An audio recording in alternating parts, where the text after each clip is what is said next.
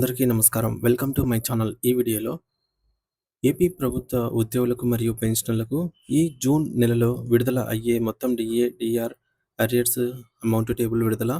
దీనికి సంబంధించిన పూర్తి వివరాలు ఈ వీడియోలో తెలుసుకుందాము. వీడియో అయితే ఎక్కడే కానీ స్కిప్ చేయకుండా ఎండ్ వరకు చూసేయండి. అప్పుడే ఇన్ఫర్మేషన్ పూర్తిగా అర్థమవుతుంది. అలాగే వీడియో చూస్తున్న ప్రతి ఒక్కరు వీడియోకి లైక్ చేయండి ఫ్రెండ్స్. ఈ వీడియోని తోటి ఉద్యోగ, పెన్షనర్ మిత్రులతో అయితే షేర్ చేయండి.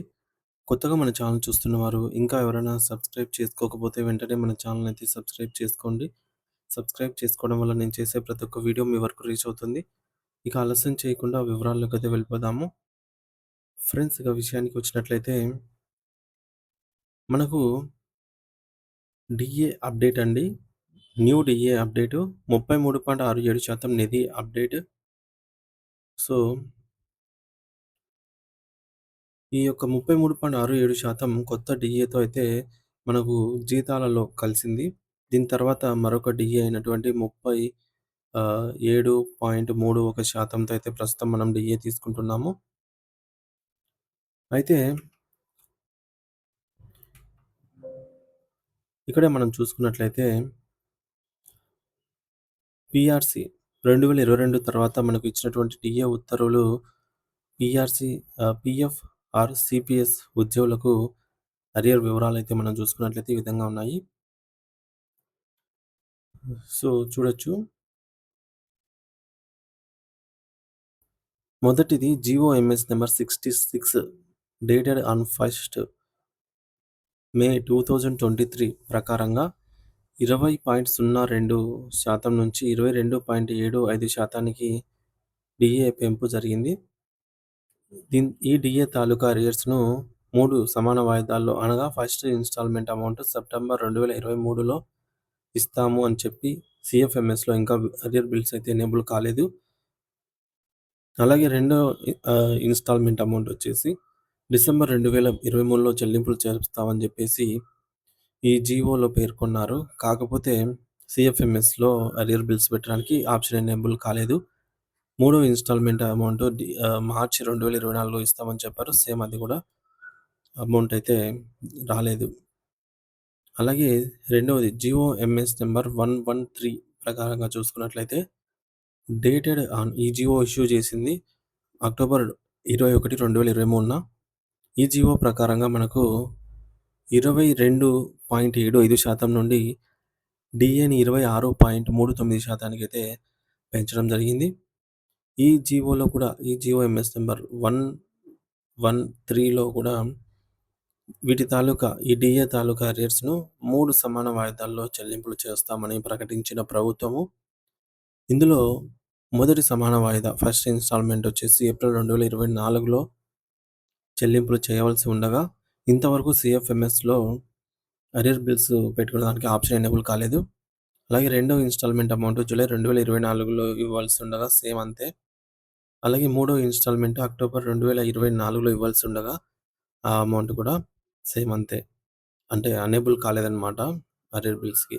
ఇక మూడవది GOMs number 28 dated on 15th March 2024. ఈ యొక్క జీవో ప్రకారంగా 26.39% ఉన్నటువంటి డిఏని 30.03%కి పెంచారు. ఈ డిఏ తాలూకా అరియర్స్‌ను కూడా 3 సమాన వాయిదాలలో చెల్లింపులు చేయాల్సి ఉండగా ఈ మేరకు జీవోలో ప్రకటించిన దాని ప్రకారం ఫస్ట్ ఇన్‌స్టాల్‌మెంట్ అమౌంట్ ఆగస్టు 2024లో చెల్లింపులు చేయాల్సి ఉంది. కానీ బిల్స్ అయితే పెట్టేదానికి ఆప్షన్ ఎనేబుల్ కాలేదు. అలాగే రెండవ ఇన్‌స్టాల్‌మెంట్ అమౌంట్ నవంబర్ 2024లో చేయవలసి ఉంది. కాకపోతే ఇందులో కూడా మనకు బిల్స్ పెట్టుకునేదానికి ఆప్షన్ అయితే ఎనేబుల్ కాలేదన్నమాట. అయితే తదుపరి మనం చూసుకున్నట్లయితే GOMs number 30 dated on 15th March 2024. ఈ జీవో ప్రకారం 30.03% ఉన్నటువంటి డిఏని 33.67%కి పెంచారు. ఈ డిఏ తాలూకా అరియర్స్‌ను కూడా 3 సమాన వాయిదాల్లో చెల్లింపులు చేస్తామని ఈ జీవోలో మెన్షన్ చేశారు. జీవోలో పేర్కొన్న దాని ప్రకారం ఫస్ట్ ఇన్‌స్టాల్‌మెంట్ అమౌంట్ సెప్టెంబర్ 2024లో జమ కావాల్సి ఉండగా ఆప్షన్ అరియర్ బిల్స్ పెట్టుకునే దానికి ఎనేబుల్ కాలేదు. అలాగే సెకండ్ ఇన్‌స్టాల్‌మెంట్ అమౌంట్ కూడా డిసెంబర్ 2024లో ఎనేబుల్ కావాల్సి ఉండగా బిల్స్ పెట్టుకునే దానికి ఆప్షన్ అయితే ఎనేబుల్ చేయలేదు. అదేవిధంగా ఈ మూడో ఇన్‌స్టాల్‌మెంట్ అమౌంట్ వచ్చేసి మార్చి 2025లో చెల్లింపులు చేస్తామని చెప్పి ప్రభుత్వము ఇంతవరకు ఆ బిల్లులో ఊసే లేదనమాట.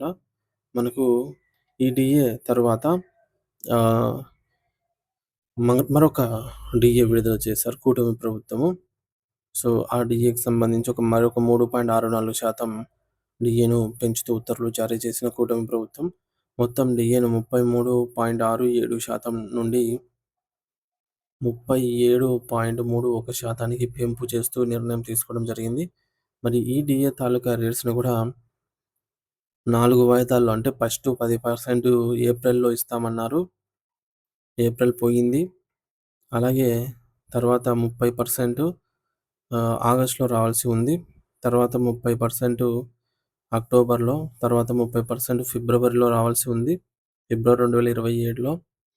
కానీ ఈ 10% చెల్లింపులు జరగలేదు. మరి మిగతా వాటి సంగతి దేవుడెరుగన్నట్టుగా ఉంది. అదే డీఏలు బకాయిలైతే సీపీఎస్ ఉద్యోగుల విషయానికొస్తే రావాల్సిన అరియర్స్ స్క్రీన్ పైనైతే చూడొచ్చు. జూలై 2018కి సంబంధించి 30 నెలలు, జనవరి 2019కి సంబంధించి 30 నెలలు.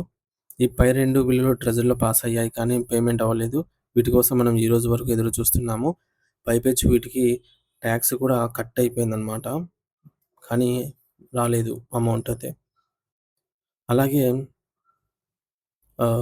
జూలై 2019కి సంబంధించి 30 నెలలు, జనవరి 2020కి సంబంధించి 6 నెలలు, జూలై 2020కి సంబంధించి 6 నెలలు, జనవరి 2021కి సంబంధించి 6 నెలలు, జూలై 2021కి సంబంధించి 6 నెలలు. వీటి తాలూకా అరియర్స్ అయితే ఒక్కటి కూడా రాలేదు. అలాగే మరొక 5 డీఏ బకాయిలు పీఆర్సీలో కలిపేశారు. ఈ 5 డీఏల బకాయిలు ఏవైతే ఉన్నాయో మనకు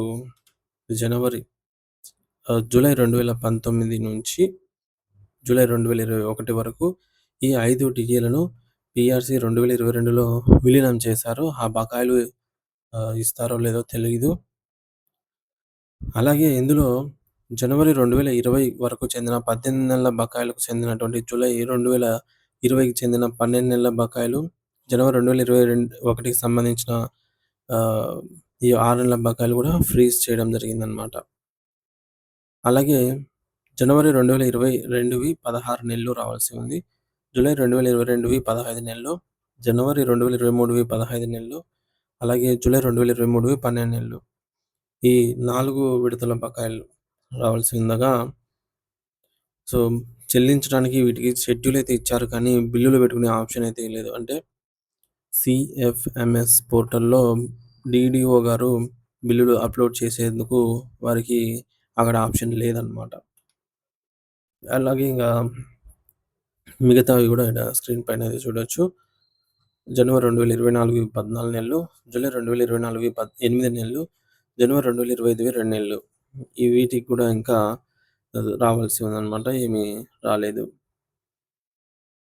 సో, ఈ విధంగా బకాయిలు పెరుగుతూ ఉన్న నేపథ్యంలో సగటు ఉద్యోగి జీవనాన్ని ఏ విధంగా ముందుకు తీసుకెళ్ళాలి, పెరుగుతున్న ఆర్థిక ధరల దృష్ట్యా అని చెప్పేసి మొరపెట్టుకుంటున్నారు. సో, ప్రభుత్వం కూడా వీటిని చెల్లించే ఉద్దేశంలో ఉన్నట్టుగా తెలుస్తోంది.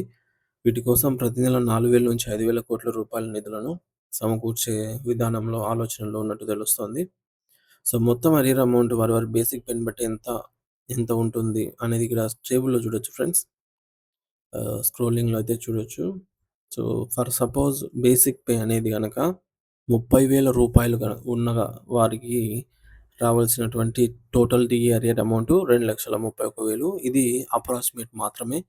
ఎగ్జాక్ట్ క్యాలిక్యులేషన్ అమౌంట్ అయితే ప్రభుత్వం విడుదల చేసేటటువంటి అధికారిక ఉత్తర్వుల ద్వారానే మనకు తెలియాల్సి ఉంది. ఇది కేవలం అంచనా వేసిన అమౌంటు. ఇందులో 5 డీఏలను పీఆర్సీలో విలీనం చేశారు.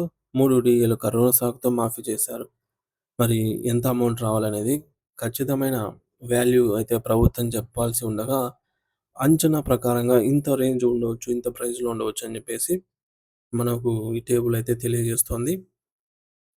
బేసిక్ పే 50,000 ఉన్నవారికి రూ. 3,85,000 రావాల్సి ఉంటుంది. సో, ఈ విధంగా అయితే ఉందన్నమాట.